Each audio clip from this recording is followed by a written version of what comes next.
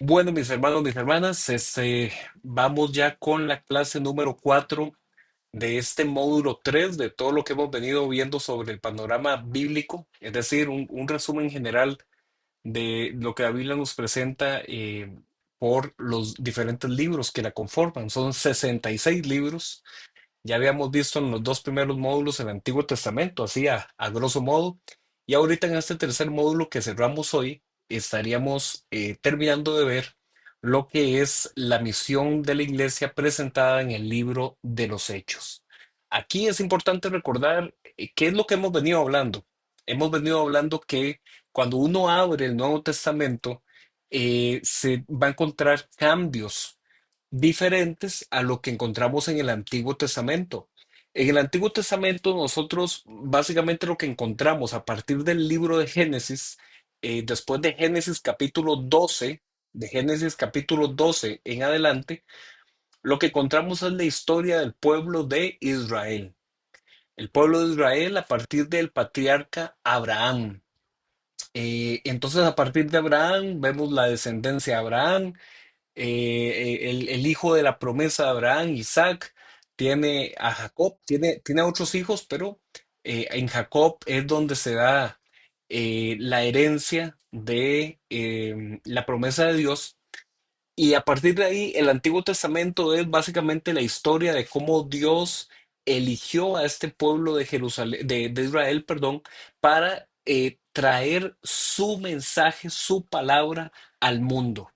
Israel desde el Antiguo Testamento estaba entonces llamado, dice la Biblia, a hacer la luz a las naciones. Israel tenía que mostrar que ellos adoraban al Dios verdadero, que aunque había idolatría en los pueblos vecinos, que aunque en los pueblos vecinos se regían de acuerdo a su propio criterio, a su propio pensamiento, ellos no, ellos tenían una ley que había sido revelada por Dios, una ley que les daba a ellos la guía sobre cómo vivir.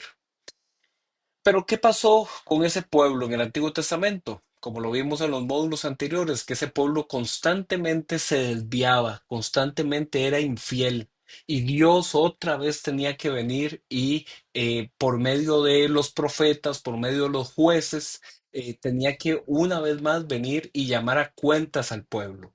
Entonces, en el Antiguo Testamento vemos los libros de Primera y Segunda de Reyes, Primera y Segunda de Crónicas, eh, todo este paso de los siglos de cómo el pueblo era infiel, se apartaban hacia la idolatría y demás, pero Dios en medio de todo eso, Él mandaba a sus profetas para que ellos dijeran, vean, si ustedes siguen así, ustedes van a ser llevados fuera de esta tierra que Dios les dio y así pasó. Primero el pueblo se había dividido, 10 tribus al norte, 2 tribus al sur.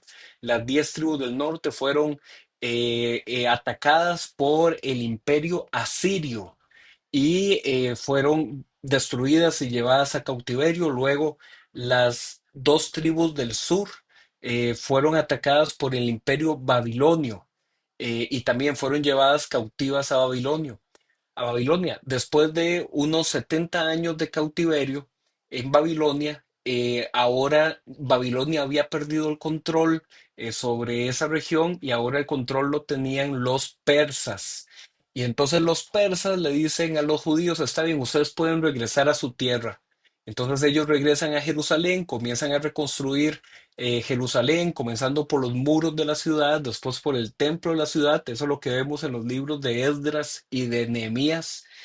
Y cuando todo parecía que el pueblo estaba otra vez respondiendo, que Dios había sido misericordioso una vez más al traerlos hacia Jerusalén, otra vez el pueblo le da la espalda a Dios y se olvida del pacto con Dios. Y entonces ahí Dios vuelve y envía algunos profetas adicionales, pero otra vez el pueblo es invadido, esta vez es invadido por los griegos, el imperio griego y después los griegos fueron sustituidos en el dominio de toda esa zona por los romanos. Entonces, cuando uno ve el Antiguo Testamento, uno ve que este pueblo judío siempre estuvo en conflicto con los grandes imperios de la época. Cuando estuvieron en Egipto, fueron entonces esclavizados por los egipcios. Ok, bueno, Dios los liberó de ahí y los mandó a una tierra para ellos, pero en esa tierra fueron invadidos por los asirios y después invadidos por los babilonios. Otra vez peleas con los grandes imperios. Luego, problemas, los persas los liberan y ellos pueden regresar a su tierra, pero ahora los persas son atacados por los griegos y los griegos terminan dominando toda la zona. Y después los griegos son atacados por los romanos. Y entonces vemos que en todo el Antiguo Testamento hay un montón de culturas de esa época antigua. Están los judíos intentando preservar su ley y vemos toda esa historia. Pero cuando uno abre el Nuevo Testamento se encuentra con otra cosa. ¿Verdad? Se encuentra con que toda esa preparación, todos esos siglos de historia del Antiguo Testamento tenían un propósito. Y el propósito era que tenía que manifestarse el Mesías de Dios. La palabra Mesías, como la hemos visto en reuniones anteriores, significa Cristo. En la traducción del hebreo al griego, Mesías es Cristo. Entonces, todo lo que vimos en el Antiguo Testamento apuntaba a que Dios ya iba a hacer algo diferente, ya Dios no iba a mandar a profetas, Dios iba a mandar a su propio Hijo. ¿Ok? Entonces, en el Antiguo Testamento Dios enviaba a profetas a proclamar su palabra. Ya en el Nuevo Testamento nos presenta que ya no iban a ser profetas, ahora iba a ser su propio Hijo. Y que su propio Hijo no era que iba a venir solamente con una enseñanza nueva, sino que su hijo iba a venir a morir en la cruz como el sacrificio perfecto para limpiarnos de todos los pecados y con eso traer vida donde antes lo que había era condenación. Entonces el Nuevo Testamento nos presenta esta historia por medio de los cuatro evangelios: el evangelio de Marcos, el evangelio de Mateo, y el evangelio de Lucas y el evangelio de Juan.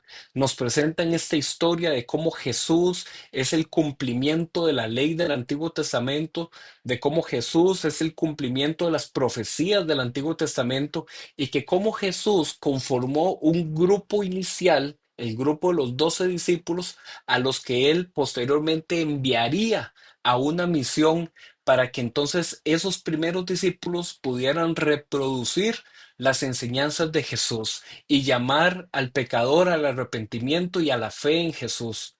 Y eso es lo que vemos en el libro de los Hechos. Entonces, toda esa historia que comenzó desde el Antiguo Testamento no terminó en la cruz, sino que Jesús resucitado se le presenta a sus discípulos y les dice, ahora les toca a ustedes continuar el mensaje hasta lo último de la tierra. Entonces, vamos a ver hoy, en esta cuarta sesión de este módulo sobre el Nuevo Testamento, qué es lo que en el libro de los Hechos Jesús le pide a su iglesia y por qué ese libro de los Hechos es tan importante para nosotros hoy, porque nos marca la ruta, nos marca un camino de cómo nosotros hoy también tenemos que continuar haciendo esa misión que fue dada a esos primeros discípulos. Eh, el libro de los Hechos tiene una característica que lo hace muy, muy, muy especial. Es que de los evangelios, que como ya dije hace un rato, los cuatro evangelios, Mateo, Marcos, Lucas y Juan, sucede que el libro de los Hechos es la segunda parte del evangelio de Lucas. ¿Ok? Eso es único en el Nuevo Testamento.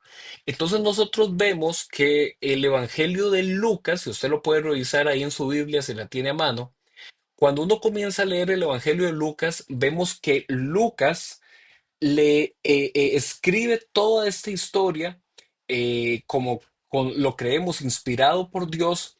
La inspiración no significa de que Dios dictó cada palabra o que el Espíritu Santo le decía exactamente qué palabras colocar a los autores. No nos referimos a eso cuando hablamos de inspiración bíblica, sino que lo que se quiere decir con esa palabra, que la Biblia fue inspirada por Dios, es que el contenido, el mensaje, la verdad que está transmitiendo la Biblia es una verdad dada por Dios. A eso es a lo que nos referimos.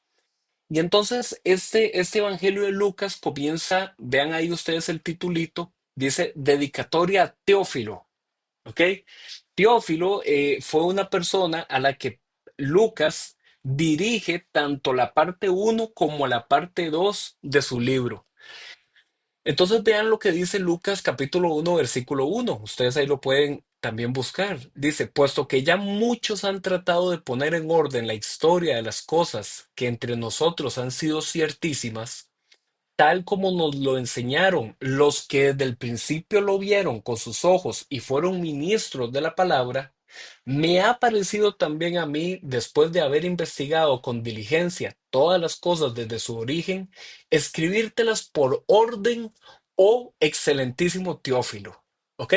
Entonces, los historiadores bíblicos lo que han teorizado sobre Teófilo es que en esa época mis hermanos, mis hermanas, hacer lo que Lucas hizo era muy costoso.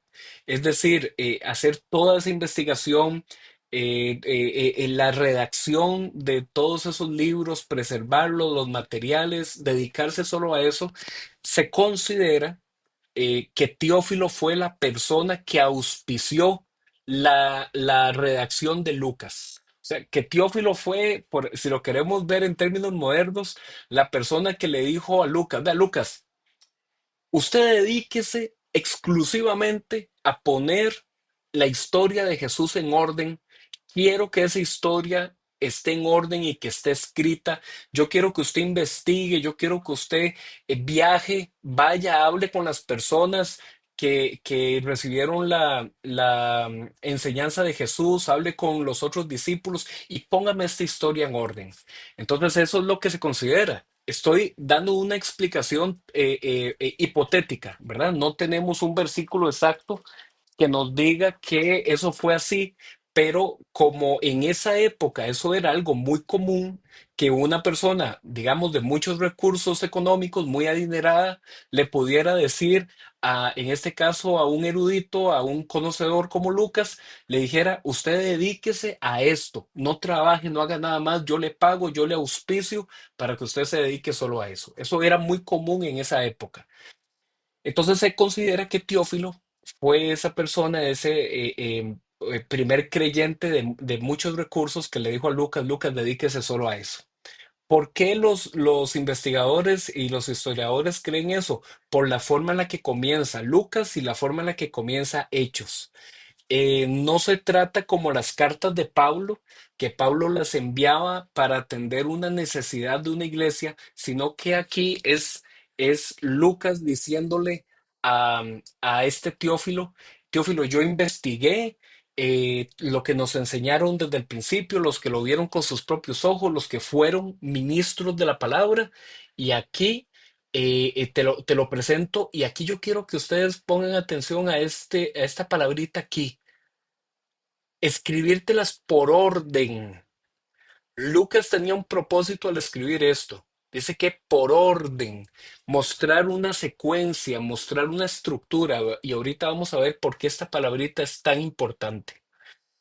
Versículo 4: para que conozcas bien la verdad de las cosas en las cuales has sido instruido. ¿Ok? Entonces, este Teófilo era un creyente cristiano que había recibido la palabra del Evangelio, posiblemente por Pablo, posiblemente por alguno de los discípulos de Pablo, pero Teófilo quería conocer más, quería tener el orden de cómo fue que estas historias, todo lo que ustedes me han contado de Jesús, cómo fue que se dio. Entonces así nace el Evangelio de Lucas. Pero luego en el libro de los Hechos, vea, aquí se ve un poquito pequeño, creo que voy a colocarlo mejor aquí para que ustedes lo puedan ver más grande. Un segundito que aquí estoy en Mateo. Mejor voy a colocarlo aquí para que lo puedan ver más grande porque aquí está la clave para entender el libro de los Hechos. Ok, un segundito aquí para hacerlo más grande.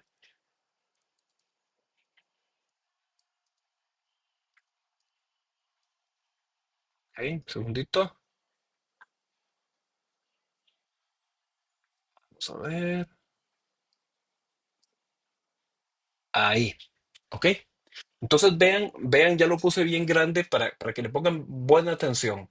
Entonces, en Lucas capítulo 1 vemos en los primeros versículos que Lucas dirige su orden de historia a Teófilo. Y en Hechos capítulo 1, vea cómo comienza. Dice, estimado Teófilo, en mi primer libro, es decir, el Evangelio de Lucas, que en ese momento no se llamaba el Evangelio de Lucas, ¿verdad? Era nada más el primer tomo, el primer libro. Estimado Teófilo, en mi primer libro me referí a todo lo que Jesús comenzó a hacer y a enseñar. Entonces, vean lo que Lucas aquí le está diciendo a Teófilo. Vea, Teófilo, la primera parte de esta obra es la enseñanza de Jesús y los hechos de Jesús, lo que Jesús hacía y lo que Jesús enseñaba, hasta el día en que fue llevado al cielo, luego de darles instrucciones por medio del Espíritu Santo a los apóstoles que había escogido. Ok, Teófilo, vea, mi primer libro fue todo lo que Jesús enseñó y lo que Jesús hizo hasta que Él fue ascendido. Ok, versículo 3. Después de padecer la muerte, se presentó dándoles muchas pruebas convincentes de que estaba vivo. Durante 40 días se les apareció y les habló acerca del reino de Dios. Ok, este versículo vamos a marcar un toquecito porque es muy importante. Nosotros a veces, como yo lo he dicho en sesiones anteriores, a veces nos dejamos llevar como por las películas, ¿verdad? Las películas de Semana Santa y las películas bíblicas que presentan que Jesús resucitó, se presentó donde estaban los discípulos, que fue ahí donde le dijeron, un maestro, eres tú, ¿verdad? Y que Jesús les dijo, toquen mis heridas, vean que verdaderamente soy yo. Y las películas a veces nos dan la impresión de que pasó eso y listo, Jesús ascendió y listo, ahí termina la historia. Vean lo que nos dice el libro de los Hechos. El libro de los Hechos en realidad nos dice que no, que durante 40 días Jesús se les apareció varias veces, ¿ok? Varias veces. No nos aclara si durante esos 40 días después de la resurrección se apareció una vez al día o varias veces al día, no lo sabemos, pero vean que Jesús resucitado se le presentó a sus apóstoles y les enseñó, les habló acerca del reino de Dios. Por eso, mis hermanos, ustedes nos van a escuchar, nosotros como iglesia, este es uno de los principales temas que nosotros siempre vamos a enseñar. ¿Qué es el reino de Dios? ¿Cuál es la enseñanza del reino de Dios? El evangelio del reino de Dios. Este es el núcleo, el mensaje principal de lo que Jesús comenzó a enseñar en su ministerio en la tierra y también es el núcleo de lo que les enseñó a sus discípulos durante esos 40 días después de la crucifixión. Ahora, saquemos cuentas un segundito. ¿Por qué es importante esto de los 40 días? Jesús fue muerto y resucitado durante la fiesta de la Pascua, ¿ok? La fiesta de la Pascua. Recordemos que en la Pascua era donde se presentaba una vez al año para que el sumo sacerdote pusiera sus manos sobre un cordero en señal de que estaba depositando los pecados del pueblo en ese cordero, un cordero perfecto, un cordero sin mancha, un cordero de un año, y ahí este simbolismo de que los pecados del pueblo eran pasados al cordero y mataban al cordero. ¿Ok? Entonces, con el derramamiento de la sangre de ese cordero una vez al año en la celebración de la Pascua, ahí se estaba pidiendo la expiación de los pecados. Cuando Jesús muere, justamente ahí es el cumplimiento de la palabra de que Jesús es el Cordero de Dios. Exactamente 50 días después de la Pascua, los judíos tienen otra celebración que hacen una vez al año. Esa celebración se llama Pentecostés. La palabra Pente justamente significa cinco, ¿ok? Pentecostés era la celebración que se hacía 50 días después de la Pascua.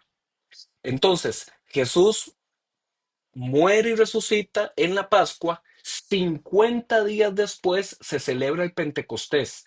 Y en medio de eso, durante 40 días, Jesús está con sus discípulos se les aparece y les enseña. Todavía ellos no lo saben, pero en 10 días sería el derramamiento del Espíritu Santo. ¿Ok? Entonces, justamente cuando se cumple los 50 días después de la Pascua, se celebra el Pentecostés.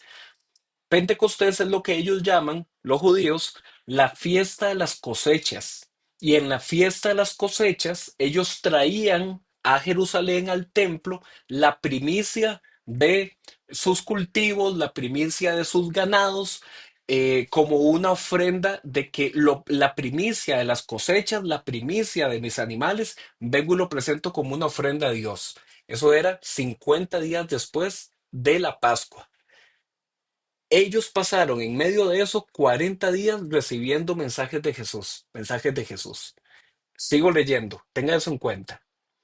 Una vez, mientras comía con ellos, ordenó, ojo, no se alejen de Jerusalén, sino que esperen la promesa del Padre de la cual les he hablado. Juan bautizó con agua, pero dentro de pocos días ustedes serán bautizados con el Espíritu Santo. Entonces, ellos estaban todavía en Jerusalén, habían pasado 40 días y Jesús les dice, hey, no se alejen de Jerusalén, no se alejen, todavía hace falta que se cumpla la promesa del Espíritu Santo. Juan el Bautista, él bautizaba en agua, pero mi Padre los va a bautizar a ustedes en el Espíritu Santo. Versículo 6.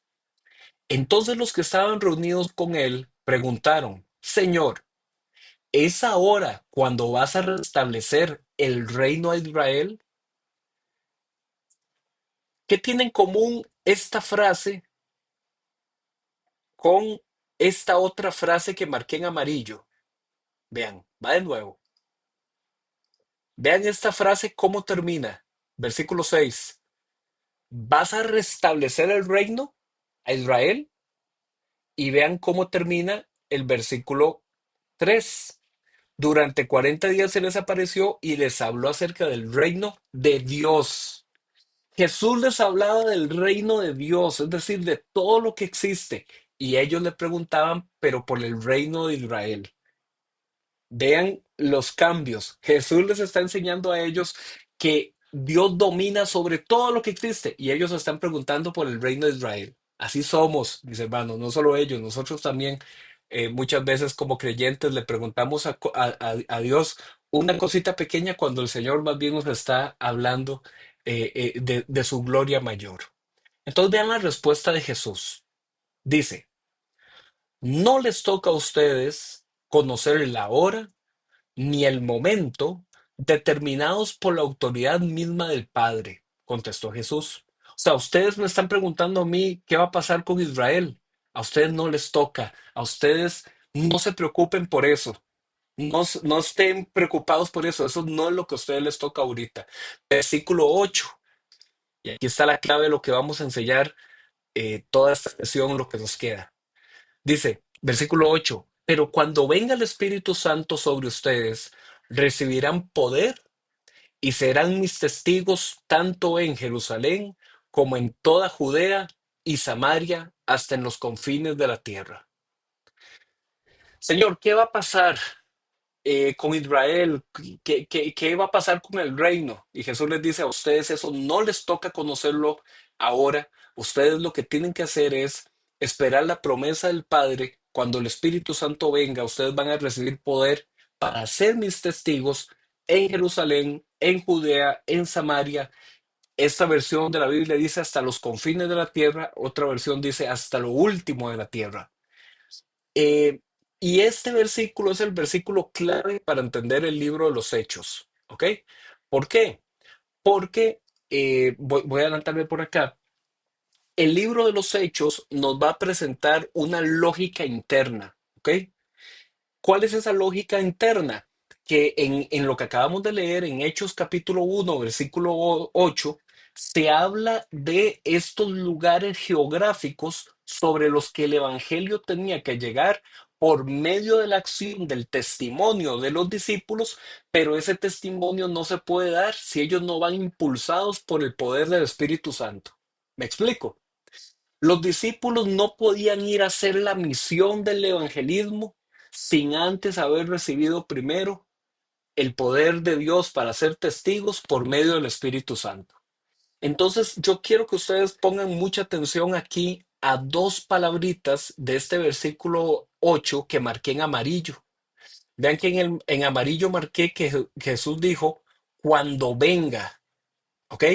¿Por qué es importante ese verbo, cuando venga? Porque mis hermanos, el Espíritu Santo ahí no vino porque los discípulos un día se reunieron y dijeron entre ellos, vamos a activar la atmósfera profética del Espíritu Santo. No, así no fue. Los discípulos tampoco dijeron, vamos a decretar y vamos a proclamar que esto se cumple, que hoy el Espíritu Santo. No, el Espíritu Santo viene, Él es el que viene, no somos nosotros los humanos los que lo desatamos o los que lo proclamamos y decretamos y todo eso. Vean lo que la palabra del Señor indica, cuando el Espíritu Santo viene, venga. Y la otra palabra eh, que he resaltado aquí en amarillo, recibirán. Los discípulos entre ellos no se daban entre ellos el Espíritu Santo imponiendo manos. Venga Santiago para ponerle la mano, venga Pedro para ponerle la mano, venga Juan para ponerle la mano. No, no era así. El Espíritu Santo vino sobre ellos y ellos recibieron de Dios. ¿Ok?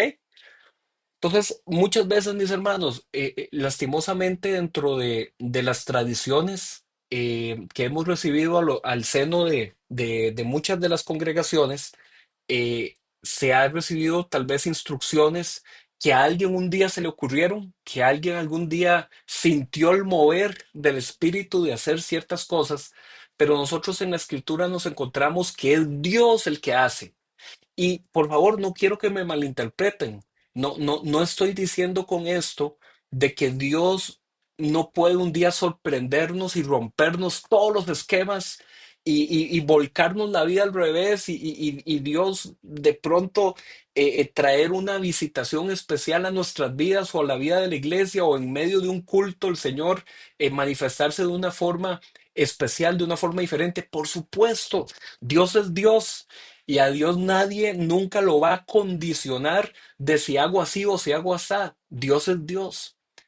Pero mis hermanos, lo que tenemos nosotros que aprender es que justamente es Dios el que hace, es Dios el que hace y nosotros tenemos que ser obedientes en recibir lo que Dios hace, pero tener cuidado en que uno diga, hay una fórmula, hay una forma de hacer las cosas para provocar al Espíritu Santo. En eso es en lo que hay que tener mucha prudencia, mucho cuidado. Ok, lo segundo que quiero resaltar de ese versículo, lo marqué ahí en ese colorcito celeste, poder. Esa es otra palabra que ha sido muy manoseada, si me permiten el término. Poder del Espíritu Santo. Entonces se ha creído que el poder del Espíritu Santo es andar tumbando gente, ¿verdad? Que esa es la manifestación del Espíritu Santo. Mis hermanos, vean lo que dice el versículo, que el poder del Espíritu Santo es para ser testigo, ¿ok? Entonces, manifestar el poder del Espíritu Santo no es andar haciendo cosas, digamos, estrafalarias. El poder del Espíritu Santo es ser el testigo de la obra de Jesús. Y esos primeros discípulos recibieron una instrucción, ser testigos en Jerusalén, ser testigos en Judea, en Samaria y hasta lo último de la tierra. ¿Ok? ¿Por qué este versículo es tan importante? Porque el resto del libro de los Hechos, que aquí lo he marcado en estos capítulos, el resto del libro de los Hechos lo que nos presenta es cómo fue que el Espíritu Santo movilizó a esos primeros creyentes para ser testigos en Jerusalén. Ustedes eso lo pueden leer de Hechos 1 a Hechos capítulo 6, versículo 7.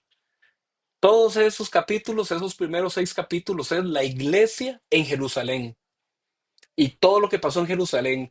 Por ejemplo, cuando Pedro y Juan son arrestados porque había un mendigo pidiéndoles limosna y ellos le dijeron, no tenemos ni oro ni plata, pero en el nombre de Jesús levántate.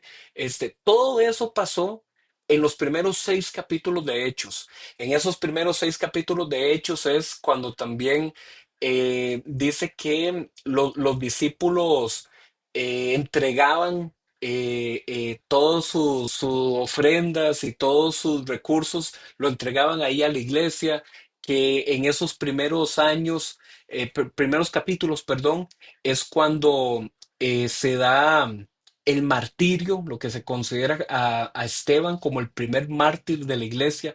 Todo eso sucede en Jerusalén, ¿ok? En Jerusalén. Tal y como el versículo 8 lo indicaba, ser testigos en Jerusalén. Pero a partir de Hechos capítulo 6 versículo 8 hasta Hechos capítulo 9 versículo 31, usted se lee esos capítulos y lo que usted va a encontrar es a Pedro en Samaria, a los discípulos saliendo de Jerusalén en Judea.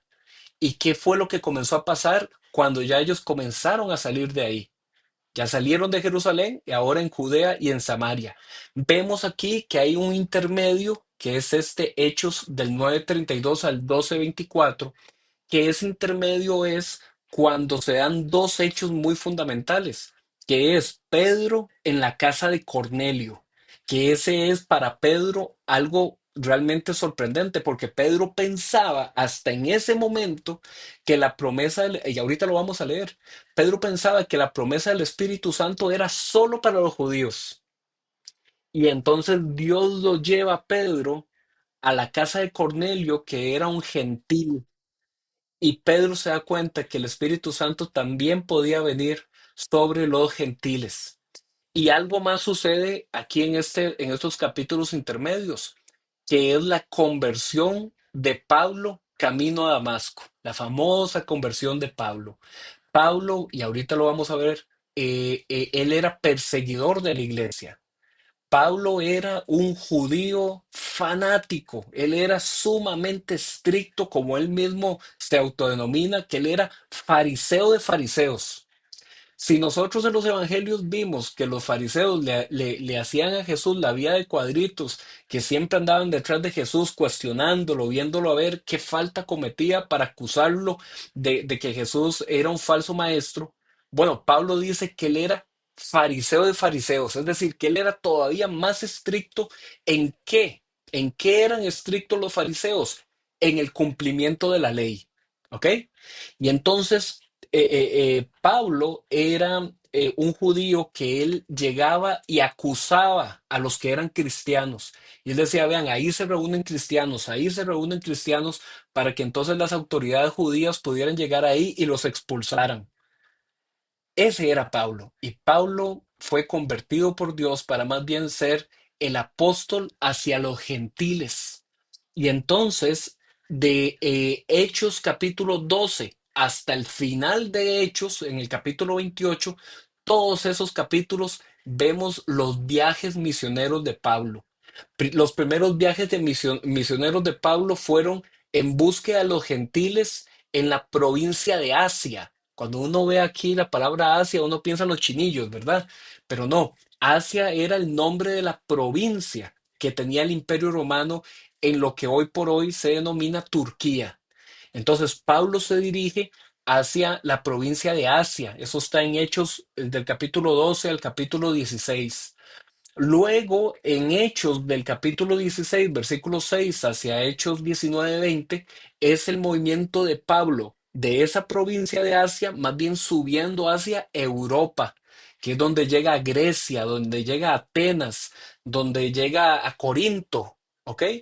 Y luego vemos un tercer viaje misionero de Pablo, que es donde Pablo de Hechos capítulo 19 hasta el Hechos capítulo 28, ese último viaje de Pablo que lo hace llegar a Roma. Y mis hermanos, esto es muy importante porque como les dije, Dios hizo que la iglesia fuera testigo en Jerusalén, en Judea, en Samaria y hasta lo último de la tierra. Para ellos en esa época, lo último de la tierra eran los confines de Roma. donde estaba la capital, Roma, la capital del imperio. En aquel entonces ellos no conocían que existía Costa Rica. Ellos no conocían que existía el continente americano. ¿Ok? Entonces, para ellos, lo último de la tierra era llegar ahí, llegar a Roma, la capital del imperio. Entonces, vemos que el libro de los Hechos nos presenta un movimiento. Vemos a los discípulos eh, moverse desde a nivel geográfico, a nivel étnico, a nivel religioso. Ah, perdón, veo aquí un mensaje de que no se ve la presentación. ¿Alguien me confirma? ¿Alguien más me confirma? Se ve aquí donde dice lógica interna del libro. ¿Sí se ve? Ok, ok. Entonces ahí para que lo revises, Marco. Bueno, como les decía, el libro de los Hechos presenta a la iglesia en movimiento. Movimiento geográfico, lo que ya hemos hablado, pero también era un movimiento étnico, salirse de los judíos para llegar hacia los gentiles, pero también era un movimiento religioso, llegar hacia esas otras creencias que tenía la gente. Entonces, la iglesia traspasaba fronteras por la acción del Espíritu Santo. Esto es lo que se nos presenta de una forma tan bella en el libro de los Hechos. Algunas características de este libro, Los Hechos.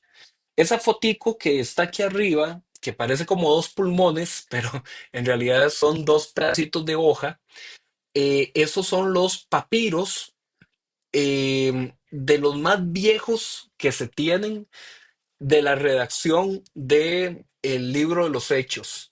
De hecho, que ese pedacito, según estuve por ahí investigando, es de Hechos capítulo 26. El libro de los Hechos, al igual que el resto del Nuevo Testamento, fue redactado en el idioma griego. Esta copia, que es de las copias más antiguas que se tiene, procede aproximadamente de los años 250 después de Cristo. ¿Ok? Entonces, esas son las copias más antiguas que se tienen actualmente para poder recuperar y contrastar que verdaderamente el mensaje que se tiene en la Biblia es de esas copias más antiguas. Esto es muy importante también aclarar, mis hermanos. Esa copia que se ve ahí en la foto, eso no fue lo que Lucas escribió, ¿ok? Sino que esos son las copias de las copias de las copias de las iglesias iniciales. De puño y letra de los primeros discípulos que escribieron la Biblia, esas no se tienen. Lo que se tiene son las copias de las copias de las copias. Pero vieran que eso más bien es muy favorable, porque se han descubierto miles de pergaminos antiguos que cuando los comparan los unos con los otros, tienen más del 90 y pico por ciento de igualdad y similitud los unos con los otros. Hay algunas palabritas, hay algunas frases que hay en unos pergaminos y en otros más viejos no hay. Para darles un ejemplo, hay un versículo muy famoso que se usa que dice que este género de demonios no sale si no es con oración y ayuno. ¿Se acuerdan de ese versículo?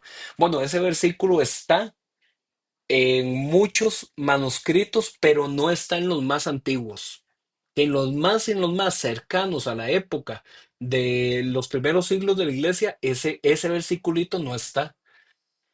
Entonces, tal vez ustedes estén pensando, bueno, pero ¿y qué otras cosas no están en uno y sí están en otro? La verdad es que son palabras, son frases que de ninguna forma alteran el mensaje central de los evangelios y del Nuevo Testamento. Como les digo, son palabras, son frases.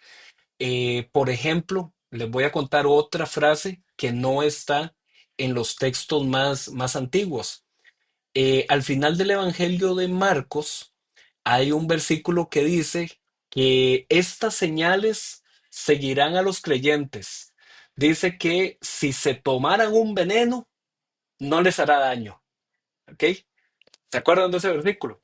Ese versículo de que si se toman un veneno y no les hará daño, no está en los manuscritos más antiguos. Aún así, las Biblias lo conservan, pero en la parte de abajo de las Biblias más modernas hay una letra chiquitica que dice, esta sección no se encuentra en los manuscritos más antiguos. Repito, cosas del veneno o cosas del ayuno, son cosas muy puntuales, pero que no alteran el mensaje esencial de que Jesús es el Señor, de que Jesús en la cruz compró nuestra vida espiritual, que nos ha lavado. Nada de eso es alterado, ¿ok? Todo eso, entre las miles de copias que se tienen, es un mensaje que se preserva. Pero en el libro de los Hechos, este de la fotico, procede alrededor de los años 250 después de Cristo. Bueno, en el 250 es esa copia, pero ¿cuándo fue escrito? Bueno, se considera que este libro se tardó unos 7, 8 años de ser redactado, que posiblemente su redacción inició hacia el final de el ministerio de Pablo en el año 63, pero que por una serie de datos y frases que presenta, posiblemente Lucas lo comenzó a escribir ahí en el año 63, 64, pero que lo finalizaría en el 70 o un poquito más allá del 70. Entonces ahí fue cuando fue redactado este libro. ¿Cuál es el principal propósito del libro de los Hechos? Bueno, lo que ya hemos venido hablando. El principal propósito del libro de los Hechos es presentar el origen de la expansión, del movimiento, de cómo la fe en Jesús como Señor y como Cristo fue saliendo, comenzando desde Jerusalén hasta las principales zonas dominadas por el Imperio Romano. Y los años que cubre el libro de los Hechos es de aproximadamente 30 años, ¿ok?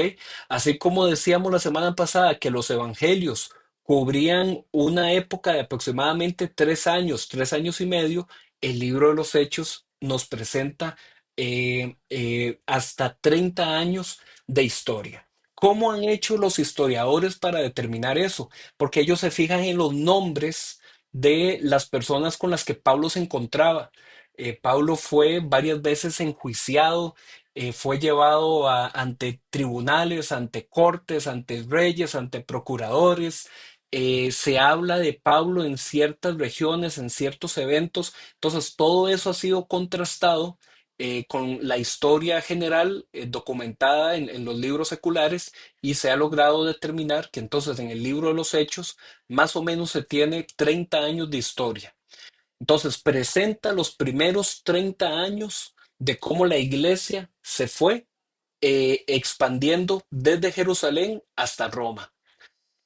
Pero esa expansión no fue sencilla, mis hermanos, no fue nada sencilla. Por eso aquí coloco esta imagen, digamos, representa cuando Jesús dijo, consumado es, dice la Biblia que el velo del templo se rasgó de arriba hacia abajo y que justamente eso simbolizaba que este sistema de la ley de Moisés, este sistema de los sacrificios del templo, que toda esa parte religiosa del Antiguo Testamento, eso estaba quedando abolido.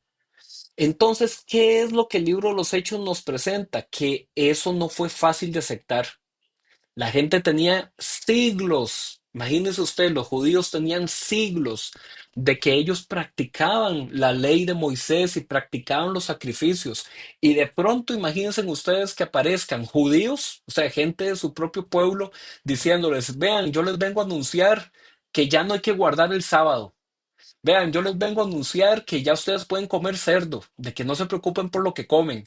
Vean, yo les vengo a anunciar de que ya no hay que ir al templo de Jerusalén porque al Señor se le puede adorar en cualquier lugar. Claro, eso generó un montón de polémica, montón de tensiones, un montón de persecuciones.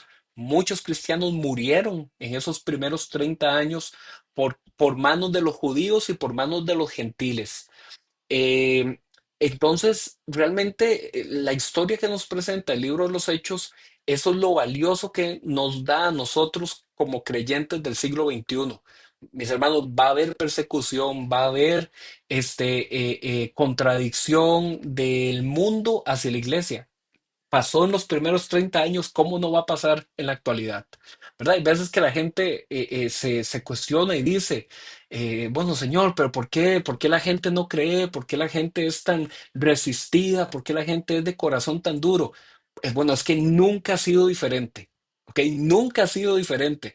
El mensaje del Evangelio, por lo hermoso que es, ¿verdad? Para nosotros, para los creyentes, y Pablo escribiría en el libro de Corintios, en Primera de Corintios, dice que el Evangelio es el poder de Dios, ¿verdad?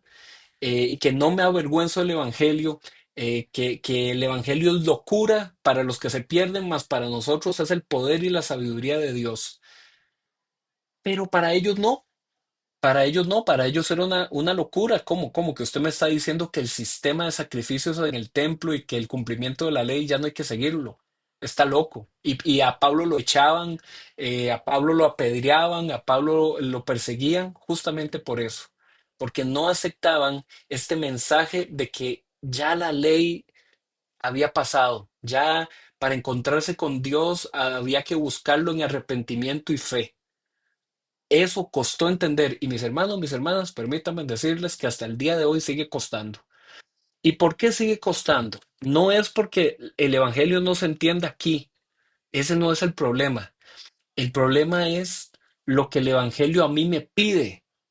Y lo que a mí el Evangelio me pide es que yo muera a mi carne. ¿Qué significa eso? Morir a mis deseos, morir a mis pasiones, morir a lo que a mí me gusta. ¿Ok? Para entregar mi vida a Cristo, para dejar de caminar el camino ancho y espacioso y comenzar a caminar el camino estrecho y angosto. Eso, mis hermanos, lo entiende hasta un niño, pero no lo queremos aceptar. ¿Por qué no lo queremos aceptar?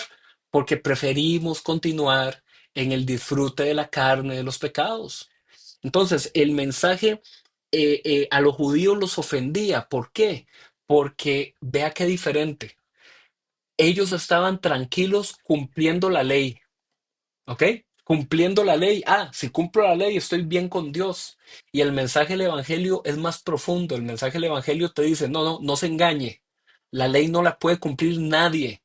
Nadie puede cumplir la ley, no se engañe solo. Lo que Dios pide de ti es que te arrepientas de todo corazón y que creas en Él y que busques la santidad en Dios. Ah, no, eso no lo quiero. A mí déjeme con el sábado, déjeme con los sacrificios, déjeme con el templo, porque es más fácil.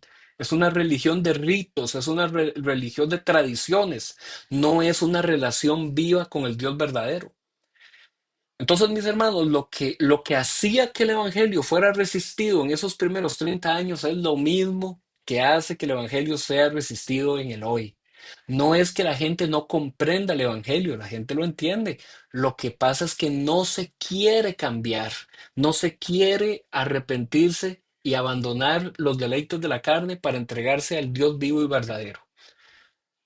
Eso es así, mis hermanos, y el libro de los Hechos nos presenta esa gran tensión.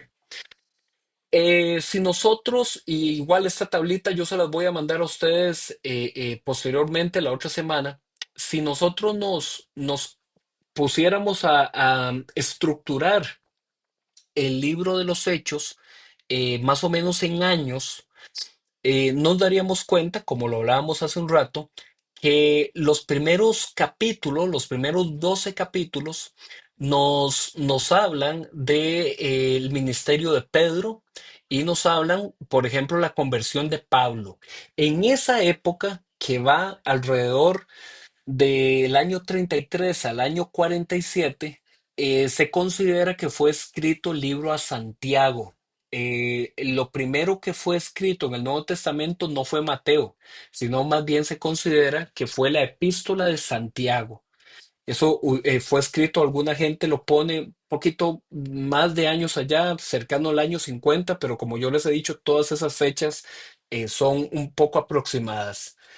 Luego, entre los capítulos 13 y 14 del libro de Hechos, se considera que ahí se narran el primer año de el ministerio misionero de Pablo, que es lo que se conoce como el primer viaje misionero de Pablo, alrededor del año entre el 47 y el 48. Ahorita vamos a leer Hechos capítulo 15 y vamos a ver algo muy interesante. Esto que les estoy hablando de que los judíos, de que el sistema de la ley de Moisés, los sacrificios y esto, la gente estaba muy confundida. Vean que eran apenas los primeros años de cristianismo. Y entonces hubo un concilio en Jerusalén, ¿ok? Eso está en Hechos capítulo 15. Y en ese concilio en Jerusalén, los judíos cristianos tomaron una decisión guiada por el Espíritu Santo. ¿Cuál era esa decisión? De que todos los nuevos creyentes gentiles no tenían que circuncidarse, no tenían que guardar la ley de Moisés, sino nada más le dice, ustedes no coman los sacrificados, los ídolos. ¿Ok? Ahorita lo vamos a ver. Eso es lo que se conoce como el concilio de Jerusalén. Bueno, y aparte de que no coman los sacrificados a los ídolos, también les dicen, ustedes se tienen que abstener de toda impureza sexual, sobre todo. Ahorita lo vamos a ver. Entre el año 50 y el año 53, es donde se da ese segundo viaje misionero de Pablo y es donde vemos lo que sería la primera y segunda epístola a los tesalonicenses. Sobre eso hay algunos historiadores que consideran que en realidad primera y segunda de tesalonicenses fueron escritos en la misma época que Santiago. Como les digo, sobre eso hay alguna diversidad de pensamiento entre los historiadores. Lo cierto el caso es que sí, primera y segunda de tesalonicenses fue de las primeras cosas que se escribieron del Nuevo Testamento. Entre el año 53 y el año 57, que es lo que se narra en los capítulos del 18 al 21 del libro de los Hechos, ahí tenemos el tercer viaje misionero de Pablo y ahí es donde se considera que fue redactada las cartas a los Corintios y también la carta a los Romanos. ¿Ok? Eh, Ahí, en esa época, vemos que Pablo es arrestado en Jerusalén y de Jerusalén es enviado porque Pablo lo iban a matar y Pablo dice, señores, un segundito, solo para que sepan, no se metan en problemas. Yo también soy ciudadano romano y a ustedes no se les permite ajusticiar a un ciudadano romano. Yo soy judío porque mis padres eran también judíos, pero yo nací en un área gentil, por eso es que a Pablo se le llama Saulo de Tarso. Él nació fuera de Jerusalén. Entonces él dijo, suave, suave, a mí déjenme ir a Roma a presentar mi caso ante Roma. Y entonces Pablo es arrestado en Jerusalén, pero es llevado hasta Roma. Y en ese viaje, que duró varios años, ahí es donde se le conoce como las epístolas desde la cárcel, las cartas desde la cárcel, que es la carta a los Efesios, la carta a Colosenses, la carta a Filemón, la carta a Filipenses. Y eso es todo ese trayecto de los capítulos del 24 al 28, que es donde Pablo está ya encarcelado en Roma. Y ahí es donde él dicta esas últimas cartas. Ya ahí, en el capítulo 28 de Hechos termina la historia, pero Pablo viviría unos años más, un par de años más, y es donde se considera que Pablo es asesinado estando ahí en Roma. Y lo último que Pablo dictaría es la carta a Primera y Segunda de Timoteo y la carta a Tito. Algunos historiadores consideran que justamente esas fueron dictadas a Lucas, que justamente Lucas fue, digamos, el que recibía el mensaje de Pablo y el que lo iba redactando y enviando a Timoteo y a Tito. Pablo muere alrededor del año 64.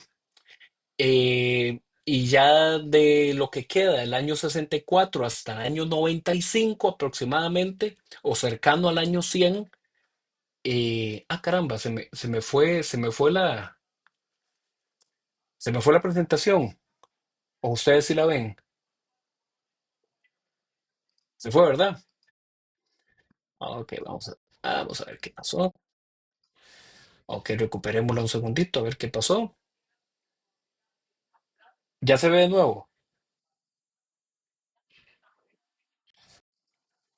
Ok, gracias. Bueno, les terminaba por aquí nada más de decir, que ya del año 64 en adelante, hasta alrededor del año 95, cercano al año 100, es donde se terminarían de escribir el resto de libros del Nuevo Testamento. Ahí es donde se escribiría eh, Primera y Segunda de Pedro, la Carta a los Hebreos, y después del año 70, Primera y Segunda de Juan, Primera, Segunda y Tercera de Juan, el Evangelio de Juan, el Apocalipsis y demás.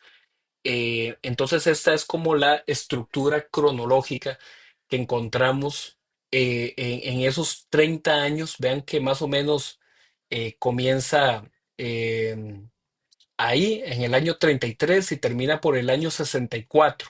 Del 33 al 64, unos 30, 31 años de historia narrada en el libro de los Hechos. ¿Ok?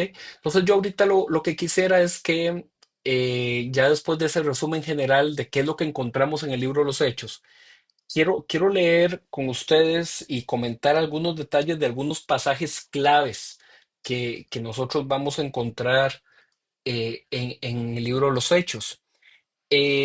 Uno de estos pasajes claves justamente sucede en Hechos capítulo 2, que es lo que nosotros, como lo pueden ver aquí en el titulito, el Espíritu Santo desciende en Pentecostés.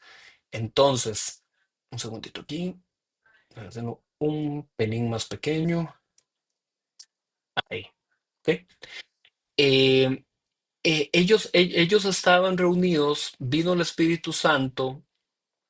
Ustedes conocen la historia. Dice que el Espíritu Santo vino sobre ellos y que ellos comenzaron a hablar en diferentes lenguas. Esto de las lenguas también es todo un tema. Este, para mucha gente considera que un segundito, perdón, que esto se me hacen a veces más pequeños, a veces más grandes. Aquí está. Aparecieron unas lenguas como de fuego que se repartieron y se posaron sobre cada uno de ellos. Todos fueron llenos del Espíritu Santo y comenzaron a hablar en diferentes lenguas según el Espíritu concedía expresarse. Estaban de visita en Jerusalén judíos piadosos procedentes de todas las naciones de la tierra. Al oír aquel bullicio, muchos corrieron al lugar y quedaron todos pasmados porque cada uno de ellos le escuchaba hablar en su propio idioma. Y esta es la clave del pasaje. ¿Ok? Esa es la clave del pasaje. Cuando vino el Espíritu Santo en Pentecostés y todos estos discípulos que estaban reunidos, se dice los 120 discípulos reunidos, comenzaron a hablar en diferentes lenguas.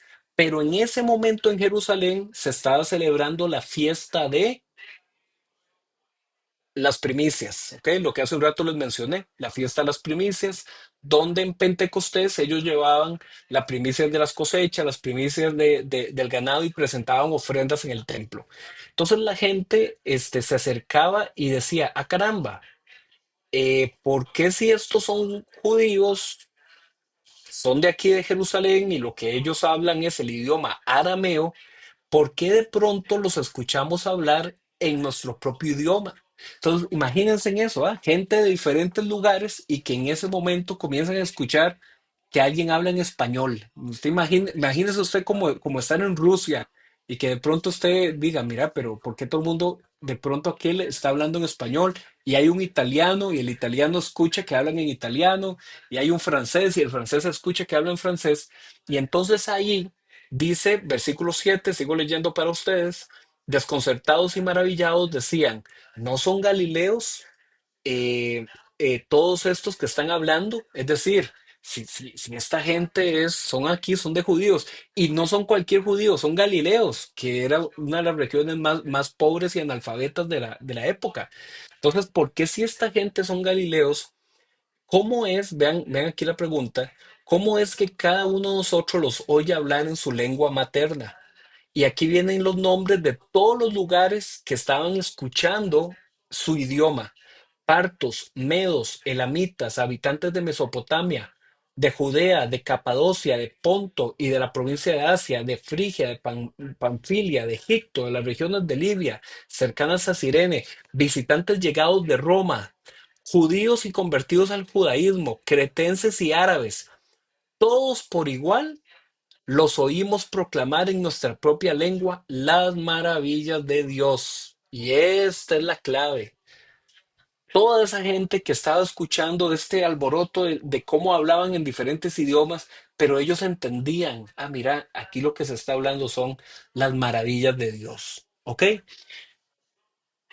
Desconcertados y perplejos se preguntaban, ¿qué quiere decir esto? Otros se burlaban y decían, lo que pasa es que están borrachos. Y aquí viene luego el mensaje de Pablo, perdón, de Pedro, donde Pedro comienza a decir, no vea, estos no están borrachos, yo les voy a explicar aquí lo que está pasando, es que se está cumpliendo la profecía de Joel, que el Espíritu Santo sería derramado sobre todo ser humano y los hijos y las hijas profetizarán y ahí viene toda esa parte. Y aquí, mis hermanos, hay gente que considera que las lenguas entonces, que hasta el día de hoy siguen pasando, que necesariamente tienen que ser un idioma conocido. Entonces hay alguna gente que lo considera de esa forma, que necesariamente tiene que ser un idioma conocido. Pero bueno, ¿qué es lo que pasa? Que en el resto del libro de Hechos hay tres veces más en que esto mismo sucede, en que hay gente reunida, viene el Espíritu Santo y la gente comienza a hablar en lenguas. Y en las otras veces, en ninguna se menciona que la gente entendiera, ¿ok? Entonces hay alguna división respecto a este tema. Entonces hay gente que considera que, que entonces se trata de idiomas que aunque para mí son desconocidos y no los entiendo, pero es un idioma de algún lugar del mundo y que Dios lo entiende.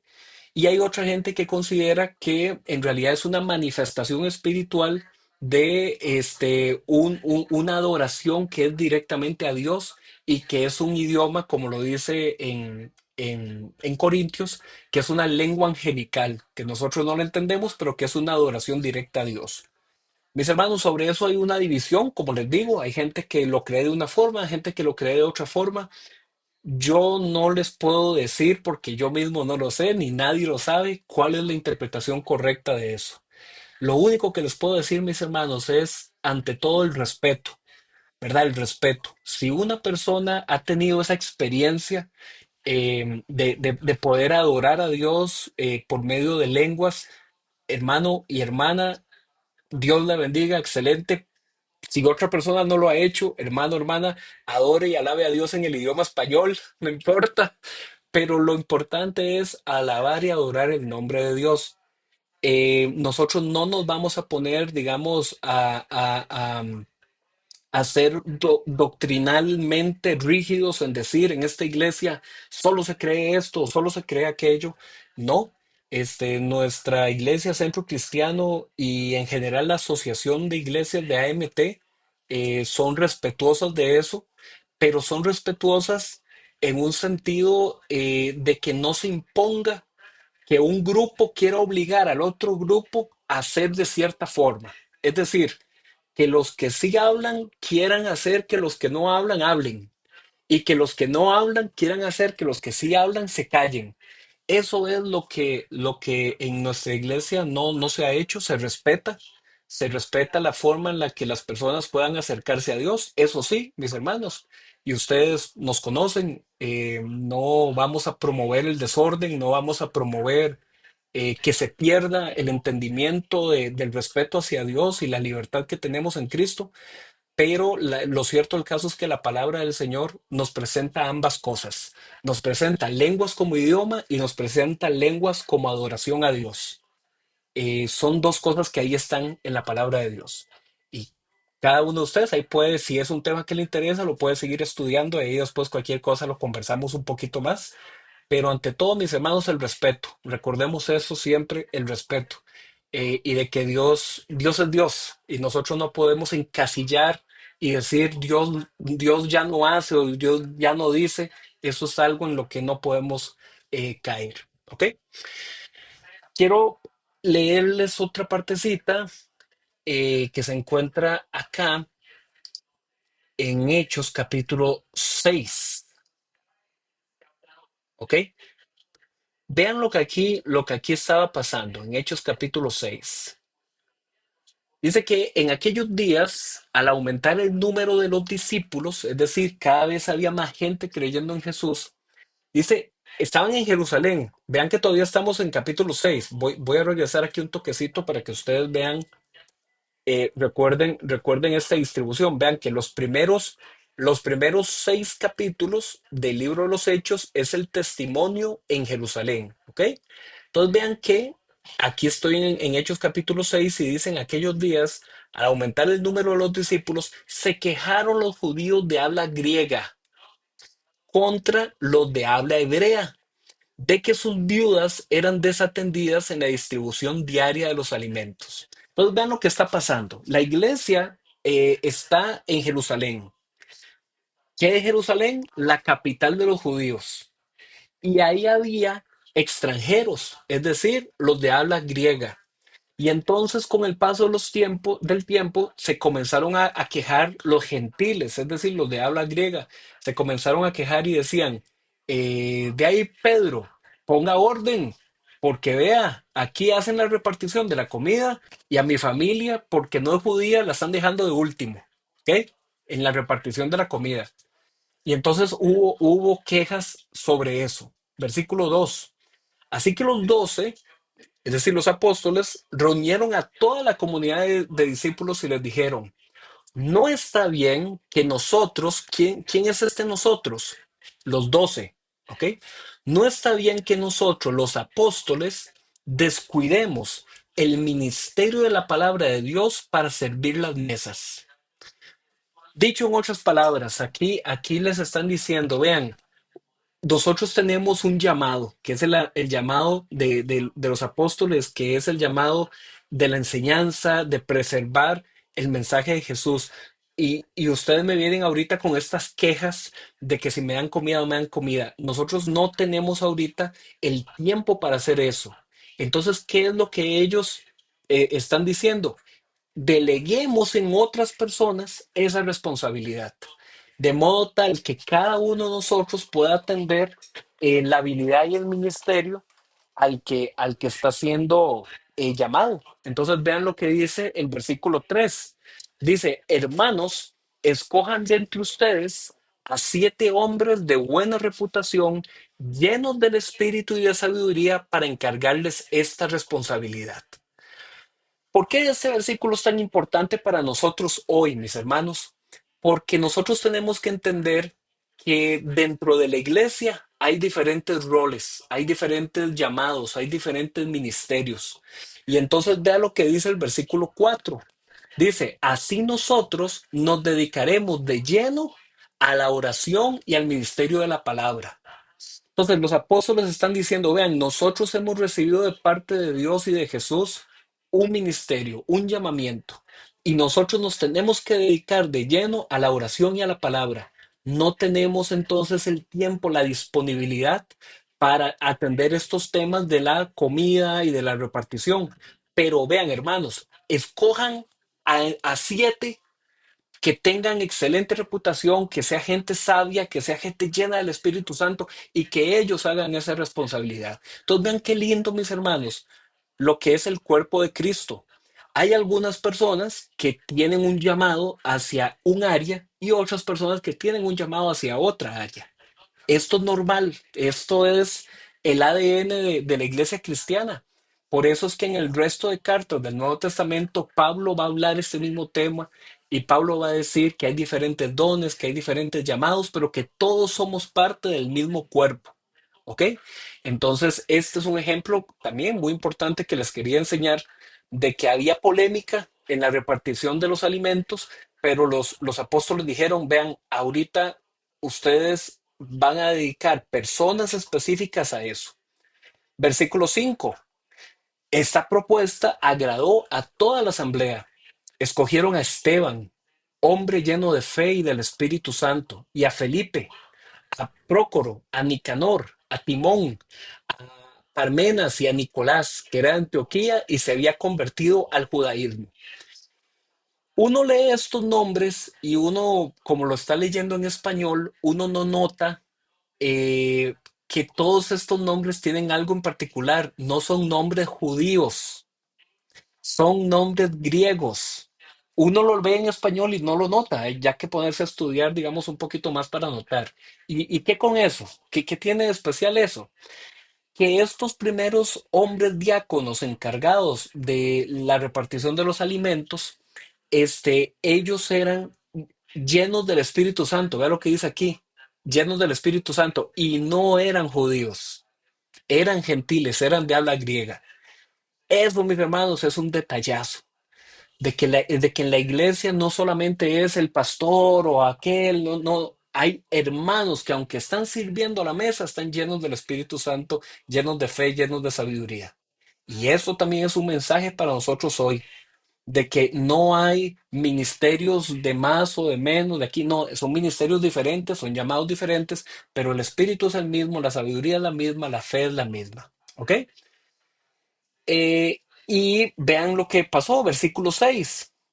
Dice que a estos hombres, ¿verdad? Que escogieron, los presentaron a los apóstoles, quienes oraron y les impusieron las manos.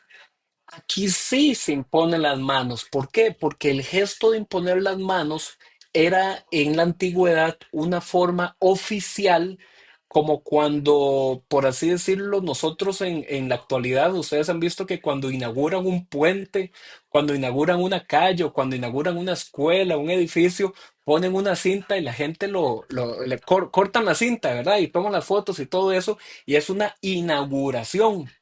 En esa época, imponer las manos era una forma formal, una forma de decir, usted está siendo aquí embestido con autoridad para ejercer un ministerio. Eso era el significado, esto de imponer las manos. Por eso es que Pablo, y eso lo vamos a ver en el siguiente módulo, Pablo le mandó a decir a Timoteo, Timoteo, no imponga las manos a cualquiera.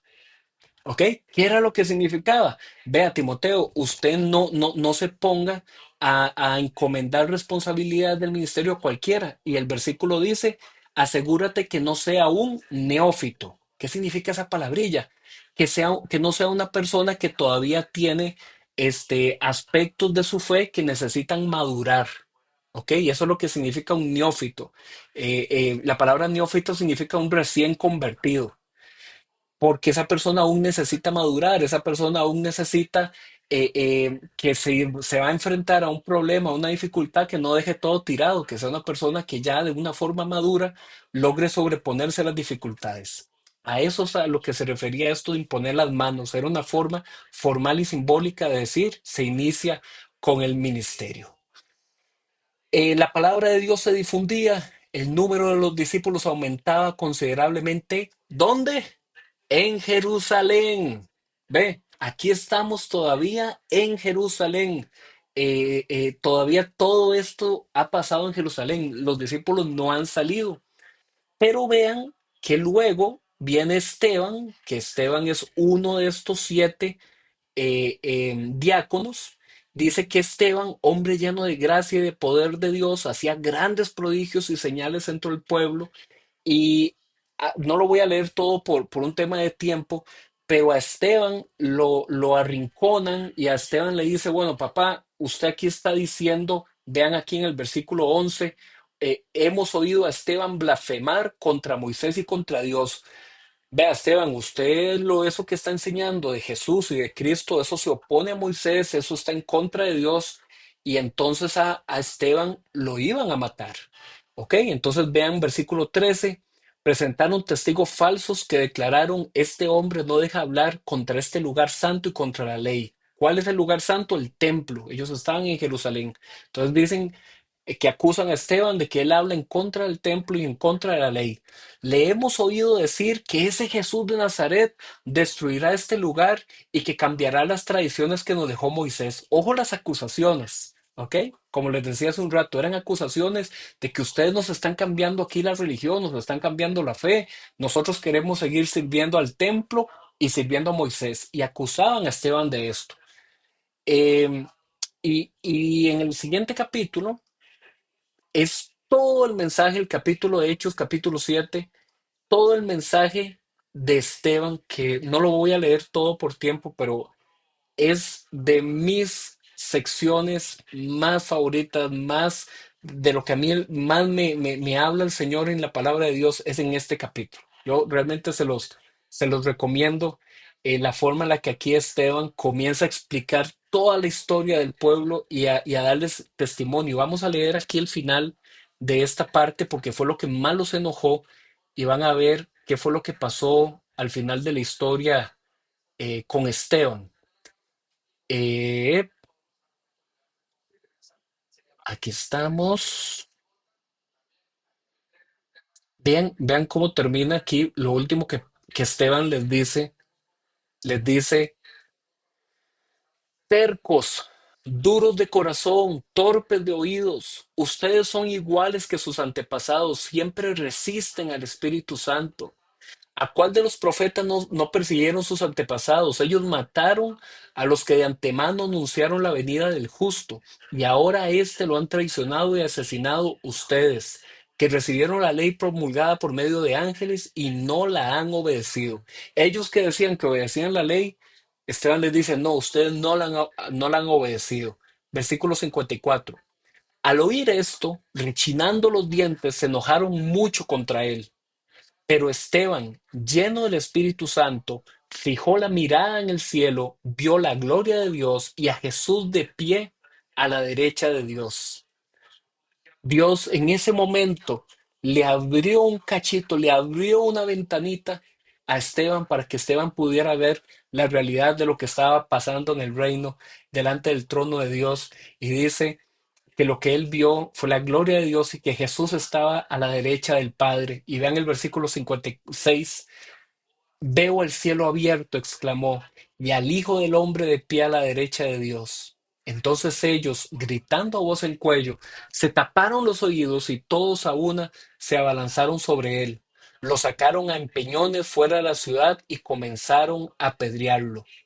Los acusadores, es decir, los que lo estaban apedreando, encargaron sus mantos a un joven llamado Saulo.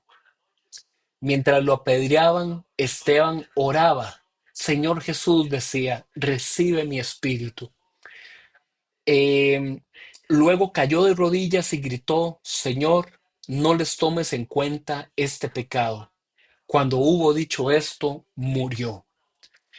Todos mis hermanos, Esteban, que es considerado el primer mártir, es decir, la primera persona en el libro de los Hechos que muere a causa del testimonio de Jesús, vea que dice que hay un joven llamado Saulo que estaba cuidando los mantos. Mientras a Esteban lo estaban apedreando, lo estaban matando, imagínense ustedes ahí a Saulo diciendo, tranquilos, vayan, terminen lo que están haciendo, yo me encargo de que aquí nadie les robe el manto. Yo me encargo de cuidarles la ropa. Mientras eso pasaba, mis hermanos, mientras Esteban decía, Señor, no les tomes en cuenta este pecado, imagínense ahí viendo, siendo testigo de todo eso, ahí estaba el que llegaría a ser el gran apóstol Pablo. ¿Qué les quiero decir con esto, mis hermanos, para ya ir terminando por hoy? En ese momento, cuando Esteban murió, si nosotros hubiéramos estado ahí viendo a lo lejos, ¿qué hubiéramos pensado nosotros de Pablo? Bueno, en ese momento todavía se llamaba Saulo. ¿Qué hubiéramos pensado de ese muchacho? Hubiéramos pensado que ese muchacho no tenía perdón de Dios, ¿verdad? Quizás alguno hubiera dicho, qué bárbaro ese, qué malo, cómo conspira contra el pueblo de Dios, cómo está de acuerdo de que maten a uno de los discípulos. Hubiéramos pensado posiblemente lo peor, porque mis hermanos, nosotros muchas veces somos cortoplacistas de que nos dejamos llevar por lo que vemos. Y si vemos a una persona en malos pasos, vemos a una persona en maldad, muchas veces decimos, esa persona, casi, casi, tal vez no lo decimos, pero a lo mejor lo pensamos, esa persona no tiene ni la salvación de Dios, no tiene nada. Es muy malo, es muy mal portado, está entregado al mundo. Y mis hermanos, ahí estaba Saulo, estaba en un medio de una gran maldad y ese Saulo sería convertido por Dios y sería un instrumento de Dios para llegar a las naciones. ¿Qué les quiero decir con esto? Mis hermanos, que nosotros tenemos que dejarnos ser sorprendidos por Dios y tener mucha paciencia y muchas veces darnos cuenta de que quizás esa persona por la que usted está orando y la que usted dice, pero tantos años tengo de estar orando por esa persona y qué va, no sigue, no sigue, más bien parece que va de mal en peor. Mis hermanos, cuidado porque esa persona puede ser un Saulo en las manos de Dios, que ante nuestros ojos está en medio de una gran maldad, pero que en cualquier momento Dios hace la obra y Dios lo convierte. Hay que tener paciencia, hay que seguir confiando en el Señor. Eh, Él es el que tiene los momentos y tiene las formas para llegar a los corazones de las personas, las más duras. Vean, vean la vida de Saulo, un perseguidor de la iglesia, alguien que estaba en contra de Jesús y que si de hecho nosotros nos vamos a Hechos capítulo 9, que es cuando es la conversión de Pablo, vean, vean lo que Jesús le dice. Le dice, Saulo, Saulo, ¿por qué me persigues? O sea, era un enemigo no de la iglesia, era un enemigo de Jesús. Y a ese enemigo de Jesús, el Señor lo convertiría y lo usaría como el gran apóstol Pablo que después conocemos y del que vamos a hablar en el siguiente módulo, en el mes de agosto. Vamos a estar centrándonos en todas esas cartas, en todas esas epístolas del Nuevo Testamento de Pablo. Vamos a estar hablando de Efesios, de Gálatas, de Romanos, de Primera y Segunda de Corintios, Primera y Segunda de Timoteo y demás. Entonces, mis hermanos, Dios es así de grande, es así de especial, de misericordioso, que aún en aquel que comete la maldad y la injusticia, el Señor en cualquier momento dice, es que yo lo tengo para que sea mi hijo, para que sea mi hija, y lo voy a perdonar y lo voy a redimir, lo voy a hacer una nueva criatura. Hacia eso estamos llamados, ¿de acuerdo? Entonces, por hoy, quedamos por